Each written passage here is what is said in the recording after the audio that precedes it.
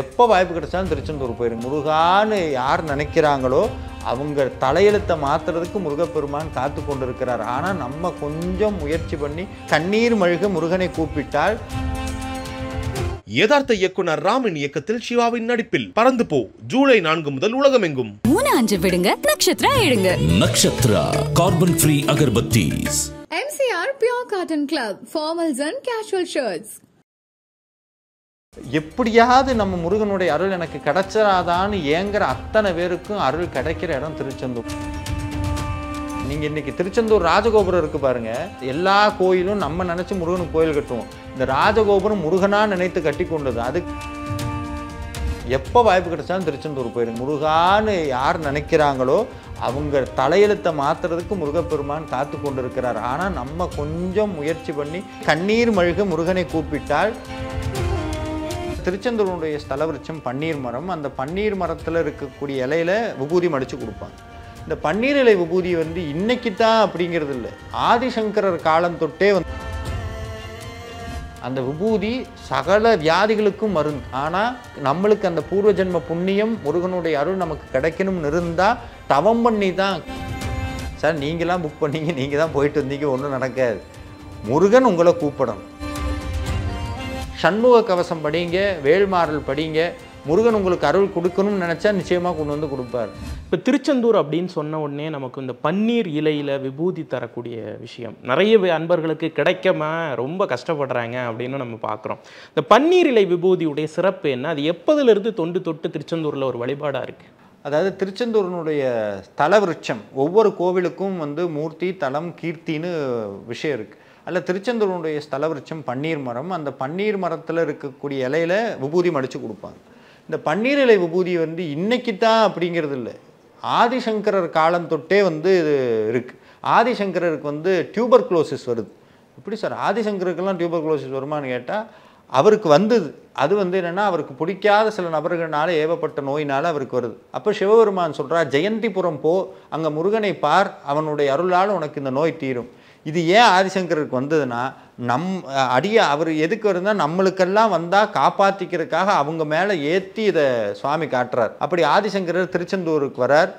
அப்போ உள்ளே பார்த்தீங்கன்னா முருகப்பெருமானை பாம்பு பூஜிக்குது. அப்போ அதை பார்த்தோன்னையே புஜங்கம்னு சொல்லி ஒரு சமஸ்கிருதத்தில் ஒரு இலக்கண முறை இருக்குது. அதில் முருகப்பெருமானை பற்றி துதி பாடுறார். அதான் சுப்பிரமணிய புஜங்கம்னு பேர். ரொம்ப ரொம்ப ஆற்றல் வாய்ந்தது. எப்படி தமிழில் வேல்மாறல் திருப்புகள் இருக்கோ அதே மாதிரி ஆதிசங்கரல்லையே சுப்பிரமணிய புஜங்கம் அவ்வளவு சக்தி வாய்ந்தது. சுப்பிரமணிய புஜங்கம் தினமும் காலையில் பாராயணம் பண்ணால் முருகப்பெருமானுடைய அருள் வீட்டில் இருக்கிறத உணர முடியும். அப்படி ஆதிசங்கரர் சுப்பிரமணிய புஜங்கத்தில் தனக்கு கிடைத்த பன்னீர் இலை விபூதியினுடைய பெருமையை சொல்கிறார். அது சாப்பிட்டு தான் அவருக்கு குணமாச்சு. இது ஒன்று.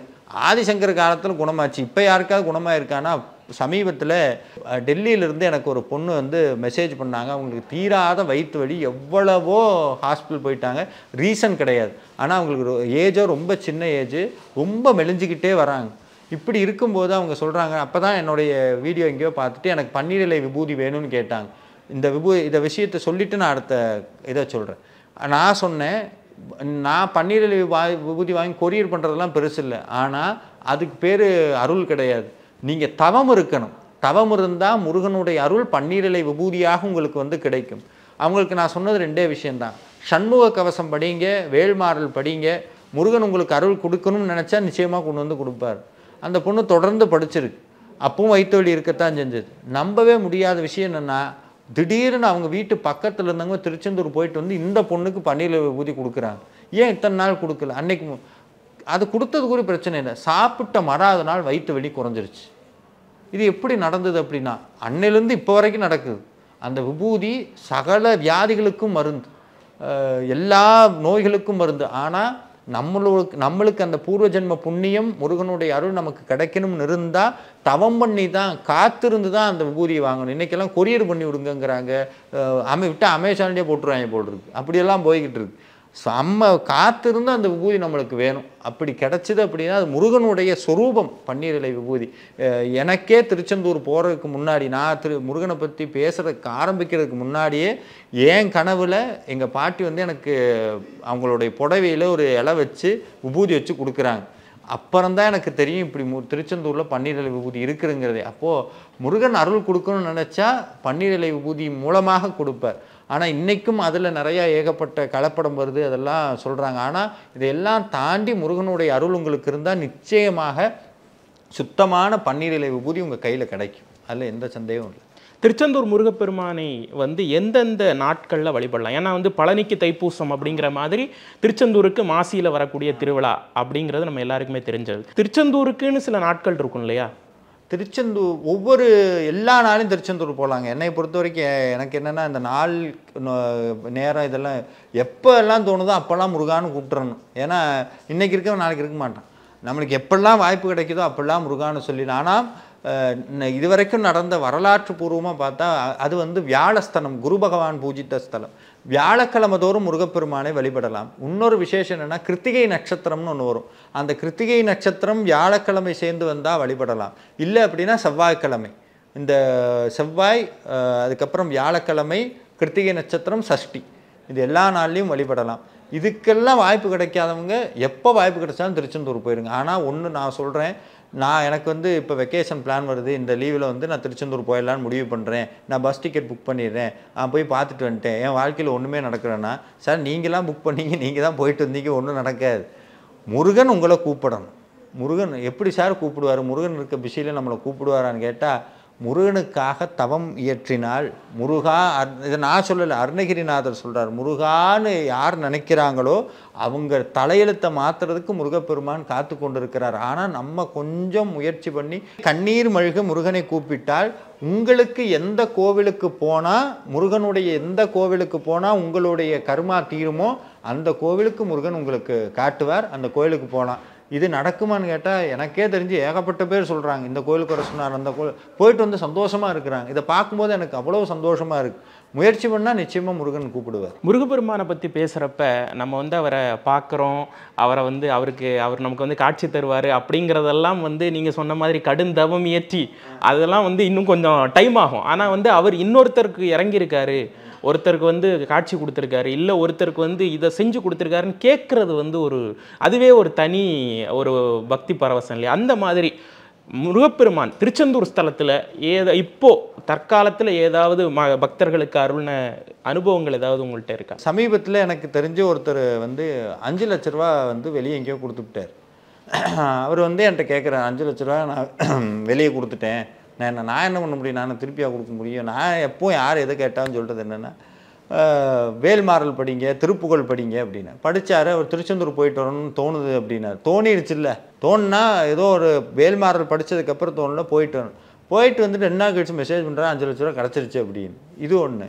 ரெண்டாவது, சமீபத்தில் நிறைய இதிலெல்லாம் பேசா ஊமை, பிறவி ஊமை பேசியிருக்கிறாங்க திருச்செந்தூரில். நிறைய நியூஸ் பேப்பரில் கூட இருக்குது. இங்கிலாந்தில் எங்கேயோ இருந்து வந்திருப்பாருன்னு நினைக்கிறேன். ஏன்னா இது இப்போ மட்டும் இல்லை, குமரகுருபரர் அப்படின்னு ஒருத்தர் இருக்கிறார். பிறவி ஊமை, பேசாத குழந்தை உன்னை எதுக்குன்னு சொல்லி 2 பேரையும் சேர்த்து எல்லாம் கடலில் விழுந்துடலான்னு கடலுக்குள்ளே போகும்போது, கடலில் விழுந்தலான்னு போகும்போது சிவாச்சாரியார் வடிவில் முருகப்பெருமான் காட்சி கொடுத்துருக்கிறார். அது மட்டும் இல்லை, நீங்கள் இன்றைக்கி திருச்செந்தூர் ராஜகோபுரம் இருக்குது பாருங்கள். திருச்செந்தூர் ராஜகோபுரம் கட்டினது யாருன்னா, எல்லா கோயிலும் நம்ம நினச்சி முருகனுக்கு கோயில் கட்டுவோம். இந்த ராஜகோபுரம் முருகனாக நினைத்து கட்டி கொண்டது. அதுக்கு அந்த கட்டினது அத்தனை பேருமே சன்னியாசிகள், 1 ரூபா கையில் இல்லாத சன்னியாசிகள். அது எங்கன்னா அங்கே துண்டிகை விநாயகர்னு சொல்லி ஒருத்தர் இருக்கிறார். அது என்னென்னா முருகனை பாருன்னு தூண்டி விடக்கூடிய விநாயகர். அந்த விநாயகருடைய அருளால் தான் அந்த கோபுரம் அவ்வளோ மிராக்களோட கட்டப்பட்டது. ஒவ்வொரு நாளும் பார்த்தீங்கன்னா, எனக்கு திருச்செந்தூர் போயிட்டு வந்தால் அந்த மாற்றம் நடக்குது. எனக்கு தெரிஞ்ச ஒருத்தர் பார்த்தீங்கன்னா ரொம்ப ரொம்ப எப்படி சொல்கிறது, அனுதினமும் வாழ்க்கையை ஓட்டுறதுக்கே கஷ்டப்பட்டுவர். இன்றைக்கி பார்த்தீங்கன்னா 4-5 காரு அது இதுன்னா அவ்வளோ வச்சுருக்கிறார். கேட்டால் என்ன சொல்கிறான், எப்பெல்லாம் எனக்கு தோணுதோ அப்போல்லாம் திருச்செந்தூர் போயேன் சார், எல்லாம் முருகன் போட்ட பிச்சை, எல்லாம் முருகன் போட்ட பிச்சை அப்படின்னு. உடனே நம்ம இதை கேட்டோம்னா நிறையா பேருக்கு என்ன தோணுன்னா, முருகன் மேலே ஆசை வராது. இந்த 4 கார் வச்சுருந்தாரு பாருங்க, இவருக்கு கார் வந்துருச்சு, அப்போ நம்மளுக்கு வராதான்னு நினச்சி கிளம்பி போயிட்டோம்னா அது இல்லை. எப்படியாவது நம்ம முருகனுடைய அருள் எனக்கு கிடைச்சிடாதான்னு ஏங்குற அத்தனை பேருக்கும் அருள் கிடைக்கிற இடம் திருச்செந்தூர். ஒரு மிராக்கிள் 2 இல்லைங்க, தினமும் நடந்துக்கிட்டு தான் இருக்குது. ஏகப்பட்ட பேர் என்கிட்ட சொல்லிட்டு தான் இருக்கிறாங்க. அதனால் நான் இதை பார்க்குறவங்களுடைய வாழ்க்கையாகட்டும், என்னுடைய வாழ்க்கையாகட்டும், எனக்குமே மனசு ரொம்ப கஷ்டமாக இருந்ததுன்னா எங்கேயா முருகான்னு நினச்சா போதும், அது அருணகிரிநாதர் சொல்கிறார், நீல சிகண்டி ஏறும் பிறான் கோல குரத்தியுடன் நேரத்திலும் வருவான். இப்படி கொஞ்சம் மனசு அப்செட் ஆகிற மாதிரி இருந்தால் எங்கேயாவது ஒரு பக்கம் முருகனுடைய அருள் நான் இருக்கிறேன்னு சிம்பிளை காட்டிடுறார். வேல் வரும், மயில் வரும், இல்லைன்னா முருகனுடையதா அடையாளம் வரும். சமீபத்தில் எனக்கு ஒரு சித்தருடைய கோயிலில் தரிசனமே கொடுத்தாரு முருகப்பெருமான், சித்தர் தரிசனம் பெங்களூரில் ஒரு நிகழ்ச்சியில். எப்போ வேல்மாறல் படித்தாலும் எங்கேயாவது இந்த ஒரு பக்கம் நீங்கள் வந்து முருகனை பற்றி பேசணும்னு சொல்லிட்டு போயிடுவாங்க. இது வரைக்கும் நடந்துக்கிட்டு இருக்கு. அப்படி தான் பெங்களூரில் ஒடுக்கத்தூர் மகான் ஒரு அவருக்கு முருகப்பெருமான் காட்சி கொடுத்துருக்கிறார். அந்த கோவிலுக்கு போய் பேசிட்டு வந்தேன். இது மாதிரி சொல்லிகிட்டே போகலாம், ஏகப்பட்ட அற்புதம். முருகப்பெருமானை பற்றி பேசணும்னா நாள் பூரா பேசிகிட்டே இருக்கலாம். நிறைய விஷயங்கள் பகிர்ந்துக்கிட்டீங்க, ரொம்ப நன்றி. யதார்த்த இயக்குனர் ராமன் இயக்கத்தில் சிவாவின் நடிப்பில் பறந்து போ ஜூலை 4 முதல் உலகமெங்கும். 3-5 விடுங்க, நட்சத்திரா எடுங்க. Nakshatra carbon free agarbattis. MCR Pure Cotton Club, formals and casual shirts.